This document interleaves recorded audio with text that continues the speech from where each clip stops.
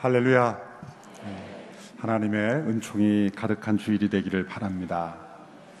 어제 8.15 광복 70주년을 저희가 보냈습니다. TV에서 지난 70년 동안 대한민국이 어떻게 걸어왔는가, 또 얼마나 많은 피와 땀과 수고가 있었는가를 보여주는 그런 다큐를 보면서 우리 이 나라 민족을 섬겨온 귀한 어르신들의 수고를 되돌아보게 되었습니다. 그래도 지난 70년 동안 수고하신 분들의 그 수고를 보면 정말 자기의 개인의 모든 것들을 내려놓고 또 희생할 줄 아셨던 그런 분들이었다고 생각합니다. 오늘 이 시대를 보면 얼마나 이기적인가, 얼마나 자기만을 생각하는가를 우리가 깨닫고 되돌아보게 됩니다. 그래서 그분들의 우리 큰 박수, 우리 70년 동안 이 나라 민족을 우리 섬겨와 주신 귀한 어르신들께 큰 박수로 한번 감사하고 싶습니다. 여름 아웃리치가 아직 계속 진행 중에 있습니다. 계속해서 기도해 주시고 또 축복해 주시기를 바랍니다. 오늘의 회복축제가 9월 9일부터 12일까지 더 기쁨이라는 주제로 4일간 열립니다. 우리에게 필요한 것은 회복입니다. 구원받은 기쁨이 지속되지 못한 것은 그 죄와 허물로부터 우리의 심령이 온전히 회복되지 못했기 때문입니다. 구원은 회복입니다. 이 회복의 축복을 우리가 누릴 수 있는 우리 성도들이 되기를 바랍니다. 주님을 사랑하고 신실하게 섬기셨던 우리 정병두 장로님께서 소천하셨습니다. 그래서 내일 오전 9시에 우리 서빙호 본당에서 천국 환송 예배를 함께 드리게 되었습니다. 함께 참여해 주시고 또 가족들을 위해서 기도해 주시기를 바랍니다. 기도하겠습니다. 하나님 아버지, 광복 70주년을 지나며 다시 한번 이 나라 민족을 하나님 앞에 올려드립니다. 귀한 선배들의 수고와 땀과 헌신을 잘 이어가는 저희를 되게 하여 주시옵시고, 이 나라 이 민족의 젊은 세대, 다음 세대들이 이 세대가 이어져 갈수록 더욱더 하나 되고 더 견고해지고 더 희생할 줄 아는 그러한 이타적인 나라와 민족이 될 수 있도록 역사하여 주시옵소서. 정치, 경제, 사회, 문화, 교육, 그리고 특별히 한국 교회 가운데 하나님의 은혜를 베풀어 주시고 또 저 북녘 동포들에게도 해방의 축복이 있게 하여 주시옵소서. 여름 아웃리치 기간 동안에 선교지에서 또 다음 세대를 섬기는 귀한 지체들을 기억하시고 하나님의 은혜가 그들의 삶 가운데 넘치게 되기를 간절히 원합니다. 오늘도 기록된 말씀을 통하여 하나님의 음성에 귀를 기울일 때 우리 모두에게 들려주시는 하나님의 음성 듣게 하여 주시옵소서. 예수님의 이름으로 기도하옵나이다. 아멘. 말씀을 시작하면서 잠시 눈을 감고 제가 드리는 질문에 대해서 생각해 보는 시간을 가지기를 원합니다. 잠시 눈을 감고요. 계속 주무시면 안 되고요. 잠시 눈을 감고 한번 제가 드리는 질문에 생각해 보시기 바랍니다. 하나님께서 지금 우리 성도 여러분 자신을 어떻게 생각하고 계실까? 또 하나님께서 나 자신을 어떻게 느끼고 계실까? 라는 질문입니다. 이 질문에 대해서 한번 곰곰이 생각해 보십시오. 자기 자신이 스스로에 대하여 생각하는 것이 아니라 하나님께서 나를 어떻게 지금 생각하고 계실까? 과거가 아니라 현재, 지금 어떻게 생각하고 계실까라는 질문입니다. 한 30초간 잠시 한번 생각해 보십시오.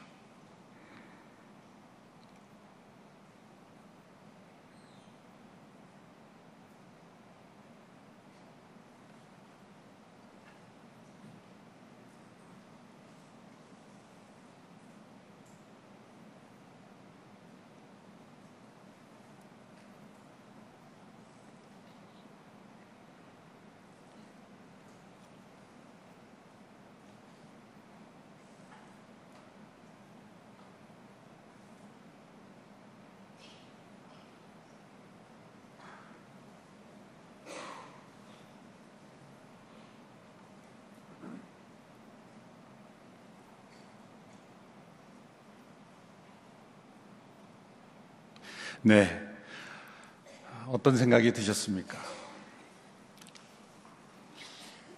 다 포함할 수는 없겠지만 세 종류의 생각들로 한번 여러분의 생각을 추정해 보고자 합니다. 어떤 분들은 이렇게 생각하실 수 있습니다. 하나님께서는 지금 나의 모습에 대해서 실망하고 계실 것이다. 실망하고 계실 것이다. 이렇게 생각하시는 분들은 어떤 심각한 죄는 없을지라도 하나님의 말씀대로 순종하고 살고 있지 못하는 자신의 모습을 알고 있기 때문에 하나님은 아마 나에 대해서 실망하고 계실 것이다 라고 생각하셨을 수 있습니다. 또 다른 분들은 이렇게 생각하실 수 있습니다. 하나님께서는 지금 나의 모습에 대하여 분노하고 계실 것이야. 이렇게 생각하시는 분들은 하나님께서 나의 크고 많은 죄를 알고 계시기 때문에 그 죄책감 때문에 하나님께서 분노하실 것이라고 그렇게 생각하고 계실 것입니다. 한편 또 다른 분들은 이렇게 생각하시는 분이 있을 겁니다. 하나님께서는 지금 나를 생각하실 때 그분의 마음속에 사랑이 샘솟고 그리고 미소가 가득한 얼굴로 나를 쳐다보고 계실 거야 라는 그런 생각입니다. 이렇게 생각하시는 분들은 자기 도취에 빠진 것일까요? 아니면 자신 안에 있는 죄를 전혀 인정하지 않는 그런 뻔뻔스러운 사람일까요? 아니라고 생각합니다. 자신의 죄를 잊고 있는 것도 또 죄의 심각성을 모르는 것도 아닐 것입니다.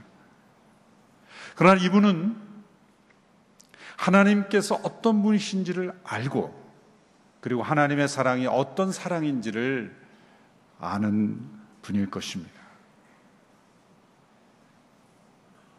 그래서 세 번째 생각이 든다면 정말 하나님이 어떤 분이신지를 알고 그리고 하나님의 사랑이 그 안에 거하시는 분이라고 말할 수가 있습니다.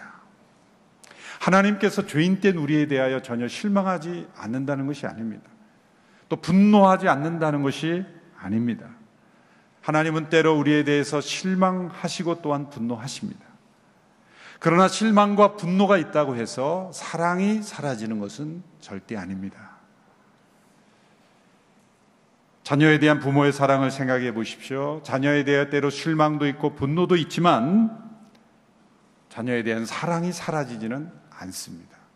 물론 그 중에는 어떤 부모는 사랑이 완전 사라지는 부모도 있긴 합니다. 그러나 정상적인 부모라면 실망과 분노보다도 사랑이 더 큰 것이 정상입니다. 하나님의 사랑은 결코 우리의 어떤 문제나 우리의 행위로 인해서 사라지지 않습니다. 왜냐하면 하나님의 사랑은 단순한 감정이 아니라 성품이시기 때문입니다. 그래서 우리의 죄와 어떤 문제, 우리의 상태에 따라서 달라지지 않으시는 하나님 본질, 하나님 본성에서 나오는 성품이기 때문입니다. 여러분, 성품은 얼마나 이 성품이 무섭습니까? 성품은요, 어떤 상황, 어떤 문제를 대하든지 동일하게 나타나는 것이죠. 그래서 이 성품이 온유와 사랑으로 가득한 분은 아주 큰 문제, 큰 대적 앞에, 원수 앞에 설 때도 사랑과 존중으로 그렇게 대하게 되는 거예요. 성품이기 때문에. 그런데 성품이 분노와 의심과 그리고 이런 공격적인 분은 아주 작은 문제 앞에서도 웃으면서 대화할 수 있는 것도 싸우면서 대화하게 돼요. 그게 성품이죠. 우리 하나님의 성품은 사랑이시기에 우리의 어떤 죄와 허물과 문제를 넘어서서 우리를 향하여 가지신 그 하나님의 그 마음은 사랑이십니다. 하나님께서 나를 어떻게 생각하시는가? 이것이 우리의 정체성을 결정짓는 아주 중요한 질문입니다. 또 우리가 다른 사람을 어떻게 대하는가를 결정짓는 것이죠. 하나님께서는 우리 속에 있는 죄를 샅샅이 드러내서 처벌하시는데 집착하신다고 믿는 사람들은 날마다 자신에 대하여 실망하고 분노하실 하나님만 생각합니다. 자신 안에 있는 죄를 얼마나 신중하고 철저하게 다루는지가 하나님께 영광을 돌리는 것이라 생각합니다. 그래서 날마다 순종하지 못하고 죄 지은 자신을 자책하며 하나님을 두려워합니다. 문제는 하나님의 사랑보다 하나님께 대한 두려움이 더 가득 차 있을 때 우리의 영혼은 하나님 안에 거하는 것이 어렵게 됩니다. 성경에 보면 이 두려움에 대한 상반된 메시지를 주시는 것 같습니다. 한편으로는 두려워하지 말라, 두려워하지 말라라는 말씀이 많이 나오죠. 또 한편에는 하나님을 두려워하는 것이 지혜의 근본이다. 몸뿐 아니라 영혼까지 멸할 수 있는 하나님을 두려워하라, 이런 말씀을 하십니다. 우리 하나님을 두려워해야 되는 것인가, 아니면 두려워하지 말아야 되는 것인가, 이런 상반된 메시지가 있습니다. 결론은 하나님의 사랑을 의심케 하는 두려움은 우리가 제거해야 되고, 죄를 미워하시는 하나님은 두려워해야 되는 거죠. 죄를 미워하시는 하나님을 두려워하면서도 하나님의 사랑을 믿기에 또한 두려워하지 않을 수 있어야 합니다. 하나님의 사랑을 믿지 못하게 하는 이 두려움은 결코 우리의 영혼을 건강하게 해주지 못합니다. 먼저 오늘 본문 4장 18절의 말씀을 먼저 보십시오. 이 사랑과 두려움의 관계에 대한 아주 중요한 진리를 말씀해주고 있습니다. 4장 18절 말씀 시작. 사랑에는 두려움이 없습니다. 온전한 사랑은 두려움을 내쫓습니다. 두려움은 징벌과 관련이 있기 때문입니다. 두려워하는 사람은 아직 사랑 안에서 온전케 되지 못한 사람입니다. 죄는 하나님과 인간 사이를 두려움으로 가로막았습니다. 아담과 하와가 범죄한 이후에 하나님께서 아담을 부르셨습니다. 아담아, 내가 어디 있느냐라고 했을 때 아담이 하나님께 처음으로 대답한 대답을 주목할 필요가 있습니다. 창세기 3장 9절 10절에서 이렇게 되어 있습니다. 여호와 하나님께서 아담을 부르시며 내가 어디 있느냐고 말씀하셨습니다. 아담이 대답했습니다. 같이 읽어볼까요? 제가 동산에서 하나님의 소리를 듣고 벗은 것이 두려워 숨었습니다. 두려워 숨었습니다. 이 두려움은 어디서 온 것일까요? 인간에게 없었던 두려움이 죄로 말미암아 찾아온 것입니다. 벌거벗은 것이 두려워 숨었습니다. 그로 인해서 인간은 무엇인가를 입고 하나님을 만나려고 하는 거죠. 그래서 스스로 옷을 입었습니다. 그렇다고 그 두려움이 사라졌을까요? 우리는 하나님 앞에 나갈 때 지식의 옷, 문화의 옷, 종교의 옷, 많은 옷들을 입음으로써 자신을 포장하여 자신의 두려움을 감추는 거예요. 때로는 선행을 통해서 우리의 죄를 감추고 하나님 앞에 나가고 싶은 거예요. 우리 안에 있는 죄로 말미암는 이 존재로부터 나오는 두려움, 그 두려움을 우리는 포장함으로써 벗어보려고 하는 것이죠. 하나님은 그 옷을 벗겨버리시면 너 스스로 만든 옷으로는 그 두려움이 해결되지 않는 것이다. 여러분, 이 두려움은 어떤 문제를 만들어냅니까? 벌거벗은 있는 모습 그대로의 모습으로는 하나님이 나를 사랑하시지 않을 것이다. 나는 사랑받을 만한 존재가 못 된다. 하나님의 사랑은 나의 있는 모습 그대로를 받아들이지 않을 것이다. 그래서 심지어는 하나님의 사랑을 받기 위해서 우리는 먼저 하나님을 위해 무엇인가를 많이 해야 된다고 생각하는 거예요. 하나님의 사랑조차도 내가 하나님을 위해서 많은 수고와 하나님의 위해서 많은 헌신과 사랑을 먼저 드려야 하나님께서 나를 사랑하실 것이다. 그렇게 생각하는 것이죠. 이러한 인간의 마음속에 있는 깊은 두려움, 이것은 어디서 나오는 것일까요? 죄책감에서 나오는 거예요. 죄책감에서 나오는 그 두려움이 하나님의 사랑을 받지도 못하게 하고 또 하나님을 사랑하는 일도 방해하고 있는 것입니다. 또한 다른 사람도 사랑하지 못하게 만들고 있는 것입니다. 그런데 오늘 18절 말씀에 두려워하는 사람은 아직 사랑 안에서 온전케 되지 못한 사람이며 그러나 온전한 사랑은 두려움을 내쫓는다라고 말씀하고 있습니다. 얼마나 놀라운 말씀입니까? 우리 안에 임한 하나님의 사랑은 우리의 영혼 속에 있는 모든 두려움을 내쫓아서 우리가 하나님의 사랑 안에서 온전케 되게 하시는 것입니다. 여러분, 이 두려움은 생각보다 아주 뿌리가 깊어서 그리고 교묘하게 우리 마음에 숨어 있어요. 문제는 깊은 두려움에 사로잡혀 있는 사람조차도 자신이 두려워하고 있다는 것을 잘 몰라요. 우리의 많은 문제점이, 하나님과 우리 사이의 문제, 또 우리와 다른 사람과의 관계 문제의 많은 부분이 두려움 때문에 다 나오는 거예요. 성격이 급하고 쉽게 분노하고 다른 사람을 막 해치려 하는 사람도 다 어디서 나오는 겁니까? 두려움에서 나오는 거예요. 우리 아이들의 심리를 보면은 굉장히 공격적인 아이가 왜 그렇게 나오는가? 알고 보면 두려움이에요. 두렵기 때문에 자기를 과민하게 반응하는 거죠. 다 두려움입니다. 우리 몸 안에 이 질서도 만들어 이 잘못 그 면역 체계가 파괴되는 것도 뭡니까? 외부에서 오는 어떤 불순한 그 영향에 대한 과민 반응이 다 두려움이죠. 일종의 두려움입니다. 이 두려움이 깊이 우리의 마음속에 자리 잡고 있을 때 우리의 관계도 다 파괴되고 하나님을 잘 알지 못하게 되는 거예요. 두려움이 많을수록 미신에 잘 빠지는 거예요. 두려움이 많을수록 다른 사람의 말에 민감해서 잘 흔들리는 것입니다. 다 두려움의 문제예요. 우리의 믿음이 하나님을 사랑하고 하나님의 사랑 안에 거하지 못하는, 축복을 누리지 못하는 것은 두려움으로 노예와 같이 하나님이 내가 잘하지 못하면 하나님은 나를 미워하실 거야, 하나님의 그 사랑을 받지 못하는, 믿지 못하는 마음 때문에, 두려움 때문에 하나님의 사랑을 누리지 못하는 거예요. 여러분, 매주일 예배 출석하는 게 혹시 두려움 때문에 나오신 분 계세요? 주일날 예배 출석 안 하면 하나님 나를 벌 주실까 봐 두려워서, 두려움 때문에 혹시 나오신 분 계십니까? 그러면 한번 과감하게 주일 예배에 빠져보세요. 하나님이 벌 주시나? 제가 예배를 빠지라고 이렇게 여러분에게 잘못되게 인도하는 게 아니에요.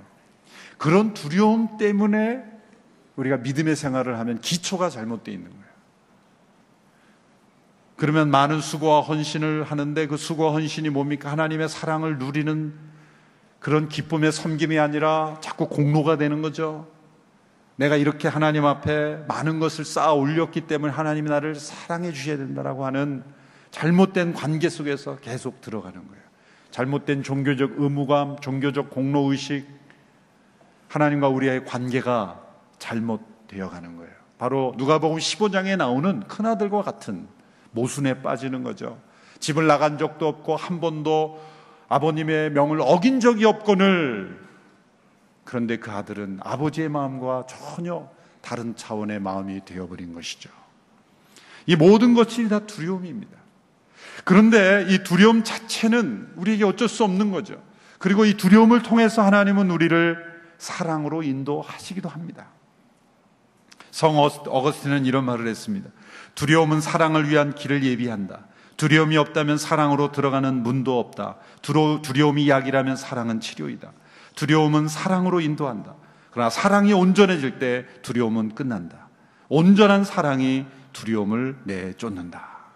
하나님은 우리의 그 두려워하는 마음을 통해서도 사실 역사하셔서 우리를 사랑으로 인도하시는 거예요. 이 하나님의 사랑이 우리 안에 있는 두려움을 내어쫓으면 우리가 어떤 마음을 가지게 되는가? 담대함을 가지게 된다. 오늘 요한일서 4장 16절 17절의 말씀을 우리 같이 한 목소리로 함께 읽겠습니다. 시작. 우리는 우리를 위한 하나님의 사랑을 알고 또한 믿었습니다. 하나님은 사랑이십니다.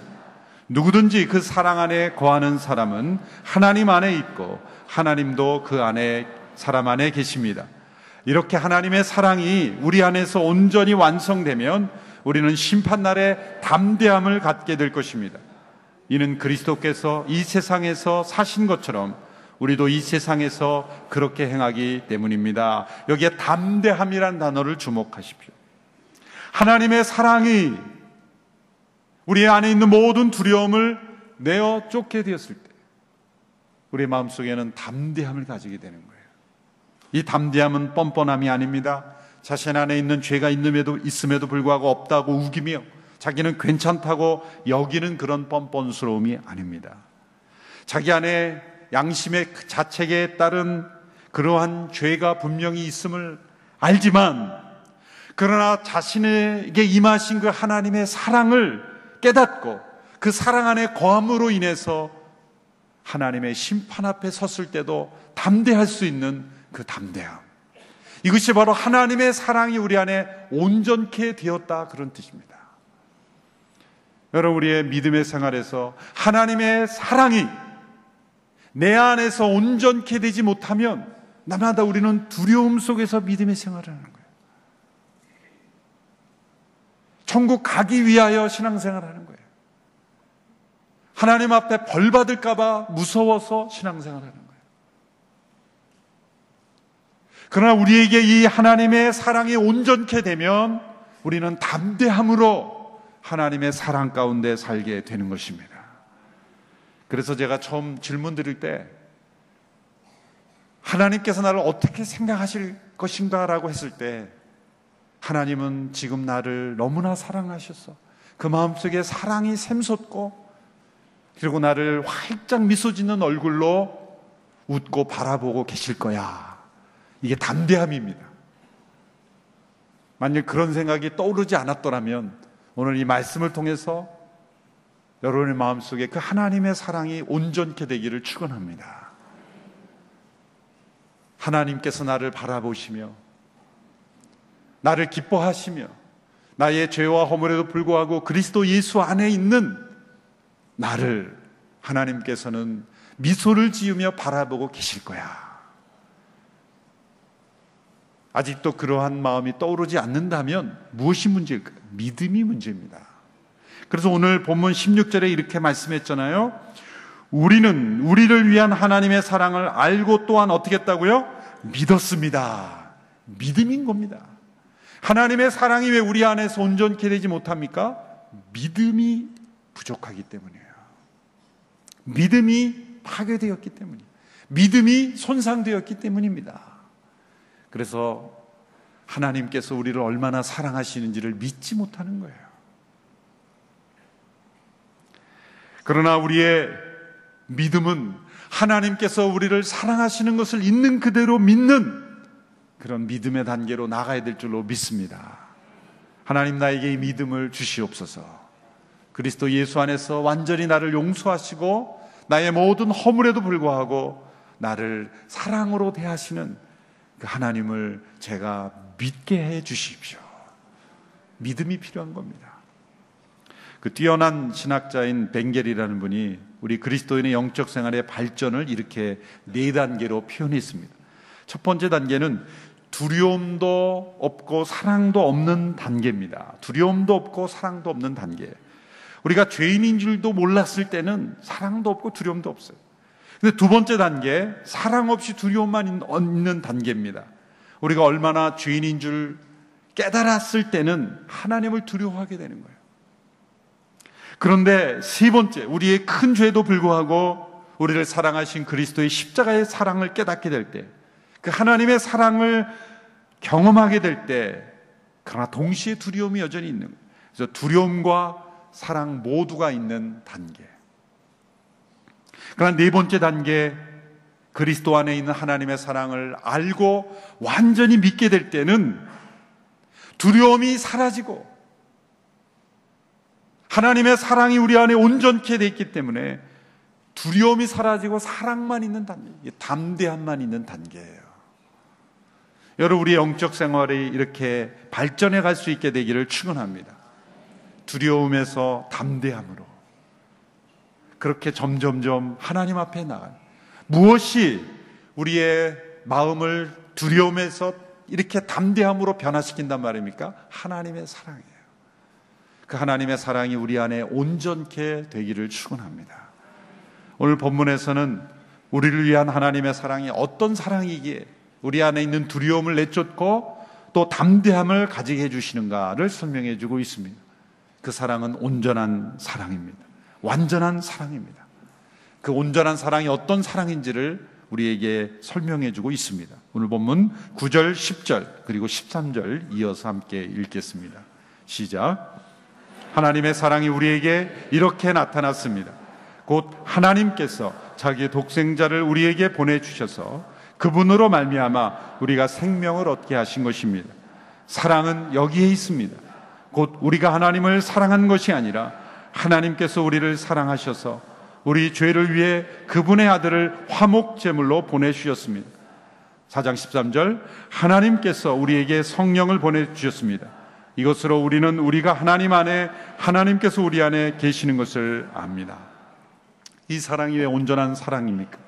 하나님 편에서 보면 삼위일체 하나님 안에서 그분의 온전한 사랑으로 우리를 창조하셨고 우리를 구원하셨기 때문이에요. 성부 하나님께서 성자 하나님을 사랑하십니다. 그 예수님을 사랑하십니다. 그 성자 예수님께서 성부 하나님을 사랑하십니다. 그리고 그 성령 하나님을 사랑하시는 성령 하나님을 보내십니다. 성령님은 또 예수님을 사랑하시고 그 성부 하나님을 사랑하세요. 삼위일체 하나님 안에 있는 이 온전한 사랑, 여러분 삼위일체 하나님이 어떻게 그렇게 완전히 하나 된 상태로 존재할 수 있습니까? 거기에는 온전한 사랑, 완전한 사랑이 존재하기 때문이에요. 하나님이 완전하신 사랑이 아니라면 삼위일체 하나님은 존재하지 않습니다. 인간이 두세 사람이 함께 아무리 연합하려고 해도 온전한 연합이 이루어지지 않는 것은 온전한 사랑이 없기 때문에. 그러나 삼위일체 하나님께서는 온전한 사랑이시기 때문에 하나님께서 독생자를 보내셨습니다. 독생자가 가기 싫은 걸 억지로 오신 게 아니라 그 아버지에 대한 사랑 때문에 그 사랑의 순종으로 스스로 자원하여 오셨고, 성령님을 보내시고 성령님은 그 예수 그리스도를 증거하시고, 그리고 우리가 그 하나님의 사랑 안에 거할 수 있도록 우리와 함께 임재하시는 하나님이십니다. 이 삼위일체 하나님의 온전하신 사랑 속에 우리가 거할 수 있게 하셨다는 거예요. 이 사랑이 우리에게 나타나신 바 되었다 라고 말씀하는 거예요. 사랑은 여기에 있다. 사랑은 우리에게서 난 것이 아니다. 그것은 삼위일체 하나님 안에 있는 것이다. 그 사랑이 우리에게 나타나신 바 되었어요. 우리를 구원하시기 위해 독생자 예수 그리스도가 세상에 오셔서 십자가에 죽으시고 부활하시며 성령님이 오심으로 우리 안에 거하심으로 그 하나님의 사랑이 우리 안에 온전히 거할 수 있도록 역사하셨다는 거예요. 하나님께서 왜 세상을 사랑 때문에 창조하신 거예요. 우리가 필요해서 창조하신 게 아니라 사랑하시기 때문에 창조하신 거예요. 사랑 때문에 우리를 필요로 하시는 거예요. 보시기에 좋았더라 그것은 하나님의 사랑의 표현이에요. 심히 좋았더라 그래서 하나님의 가장 큰 사랑의 표현이에요. 타락한 인간을 버리지 아니하시고 구원하시기 위하여, 그 하나님의 형상을 회복시키기 위하여 독생자 예수 그리스도를 보내시고 성령님을 보내시고, 그것은 아버지의 사랑입니다. 하나님의 그 사랑입니다. 이 사랑이 왜 온전한 사랑입니까? 우리가 하나님을 사랑하기 전에, 우리가 회개하기 전에, 우리가 하나님께로 돌아오기 전에 먼저 조건 없이, 아낌없이, 값없이 그 사랑을 부어주셨기 때문이에요. 누가복음 15장에 보면 집을 나갔던 둘째 아들이 돌아오지 않습니까? 그 장면에서 가장 중요한 것은 아버지가 아직 거리가 먼데 아버지가 먼저 달려가 그 아들을 껴안고 그 아들을 사랑했다는 거예요. 아들이 돌아왔기 때문에 아버지가 마음이 풀려서 잔치를 베풀어 준 게 아닙니다. 아버지는 아들이 돌아오기 전에도, 자신의 삶을 뉘우치기 전에도, 회개하기 전에도 그 아들을 향한 사랑으로 가득하 있었고 그 아들을 이미 용서하고 있었다는 거예요. 그렇기 때문에 아들이 언제건 돌아왔을 때 그 아버지가 먼저 달려갔다는 거예요. 먼저 달려갔다는 거예요. 그 모습이 너무나 중요한 거예요. 아들이 돌아왔기 때문에 아버지가 마음이 풀려서 용서해 준 게 아닙니다. 아버지는 이미 그리스도의 십자가 안에서 그 아들을 용서하고 기다리고 계셨던 거예요. 먼저 베풀어 주시는 사랑. 왜 이 사랑이 온전한 사랑입니까? 먼저 우리를 찾아오신 사랑이기 때문이에요. 오늘 본문 10절과 19절 연이어 함께 읽어볼까요? 시작. 사랑은 여기에 있습니다. 곧 우리가 하나님을 사랑한 것이 아니라 하나님께서 우리를 사랑하셔서 우리 죄를 위해 그분의 아들을 화목제물로 보내주셨습니다. 우리가 하나님을 사랑한 것이 아니라 하나님께서 먼저 우리를 사랑하셨어요. 4장 19절의 말씀 시작. 우리가 사랑하는 것은 하나님께서 먼저 우리를 사랑하셨기 때문입니다. 온전한 사랑은 언제나 먼저 손을 내미는 사랑입니다. 세 가지 종류의 사랑이 있죠. 만약이라는 사랑. 만약 당신이 이렇게 하면 내가 당신을 사랑하겠다. 조건적 사랑이죠. 무엇 때문에 사랑이 있습니다. 그것은 사랑받을 만한 가치가 있기 때문에 사랑하는 거죠. 당신이 이러하기 때문에 내가 당신을 사랑한다는 거죠. 그것은 온전한 사랑이 아닙니다. 조건이 없고 받을 만한 가치가 없을 때는 사랑이 주어지지 않기 때문에. 온전한 사랑은 그럼에도 불구하고의 사랑이에요. 먼저 베풀어주는 사랑은 언제나 그럼에도 불구하고의 사랑이에요. 먼저 손 내밀고, 먼저 용서하고, 먼저 화해를 요청하고, 먼저 양해를 구하고, 먼저. 이 사랑은 언제나 우선권을 가집니다. 하나님은 우리를 구원하시는 일에 있어서 언제나 먼저 우리를 사랑하십니다. 여러분, 어느 날 문득 내가 하나님 앞에 회개해야 되겠다는 생각이 들어서 하나님 앞에 나오면 내가 먼저 나온 줄 알죠? 아닙니다. 하나님께서는 먼저 돌아온 아들을 기다리던 아버지처럼 두 손을 활짝 열고 그 아들을 기다리고 계시는 표정으로 우리를 기다리고 계십니다. 그럴 때 우리는 어떻게 생각합니까? 진작 올 걸. 이렇게 먼저 용서하고 기다리시는 줄 알았으면 진작 올 거라는 생각이 드는 거예요. 하나님은 우리보다 항상 먼저 우리를 앞서 용서하시고 우리의 어떤 상태도 불구하고 하나님의 사랑은 먼저 우리에게 베풀어 주시는 사랑인 줄 믿으시기를 바랍니다. 그러므로 우리의 상태에도 불구하고 우리 안에 자책할 문제가 있음에도 불구하고 나를 향한 하나님의 표정은 미소가 가득한 하나님의 사랑의 모습이라는 것을 믿는 것은 잘못된 생각이 아닙니다. 이 사랑이 왜 온전한 사랑입니까?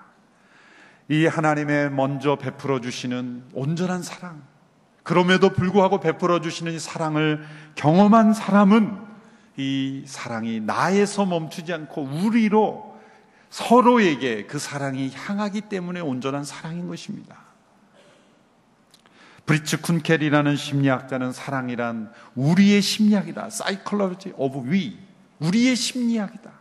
라고 그렇게 표현했습니다. 오늘 본문 7절, 11절 우리 같이 한번 읽어볼까요? 시작. 사랑하는 여러분, 우리가 서로 사랑합시다. 사랑은 하나님에게서 난 것이기 때문입니다. 사랑하는 사람은 누구나 다 하나님께로부터 났고 하나님을 압니다. 4장 11절 사랑하는 여러분, 하나님께서 우리를 이처럼 사랑하셨으니 우리도 서로 사랑하는 것이 마땅합니다. 20절, 21절에 이렇게 말씀하죠. 만일 누구든지 하나님을 사랑한다고 하면서 자기 형제를 미워한다면 그는 거짓말장애입니다. 보이는 자기 형제를 사랑하지 않는 사람이 보이지 않는 하나님을 사랑할 수 없습니다. 우리가 하나님에게서 받은 계명은 이것입니다. 하나님을 사랑하는 사람은 또한 자기 형제를 사랑해야 한다는 것입니다. 여기 사랑합시다, 사랑하는 것이 마땅합니다 이렇게 강조하지만 그보다 더 많은 부분을 어디에 할애했습니까? 삼위일체 하나님의 이 온전한 사랑이 우리를 구원하셨고 그 사랑이 우리 안에 있는 두려움을 내어쫓고 담대하게 하나님 안에 거할 수 있기에 서로 사랑하는 것은 마땅하다.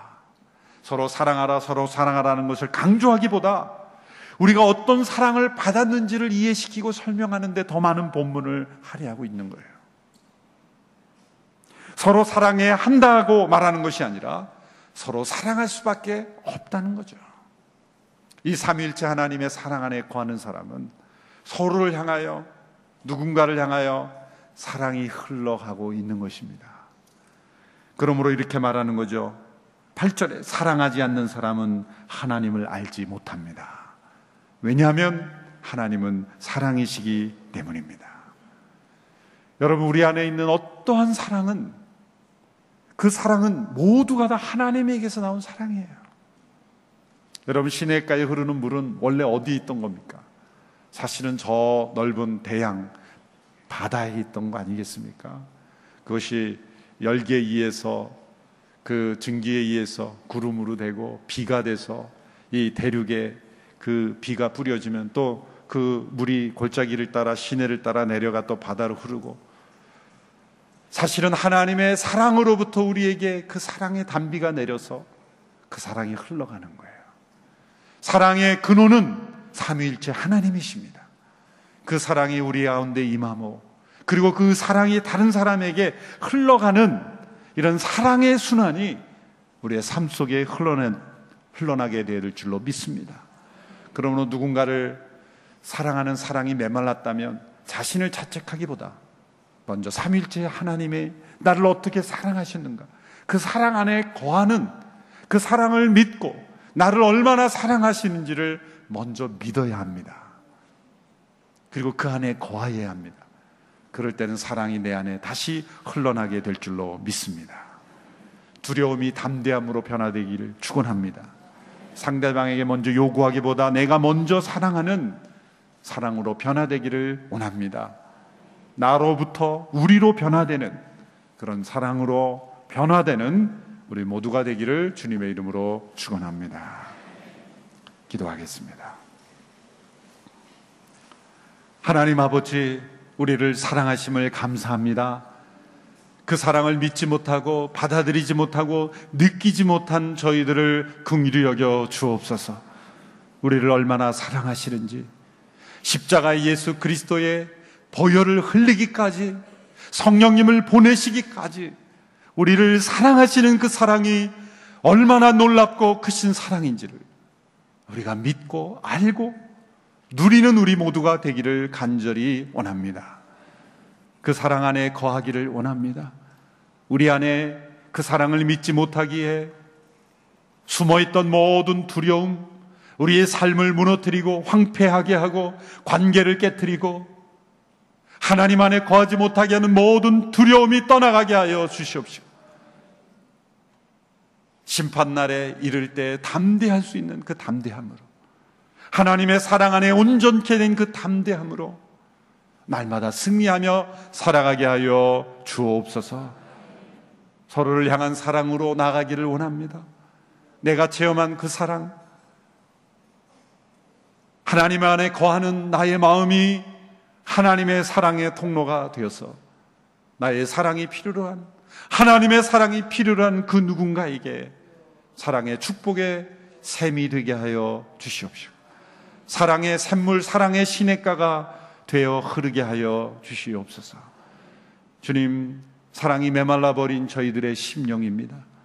오늘 이 아침에 우리의 심령 속에 임재하여 주셔서 하나님의 사랑이 회복되게 하옵소서. 하나님의 사랑 안에 온전케 되게 하여 주시옵소서. 예수님의 이름으로 기도하옵나이다.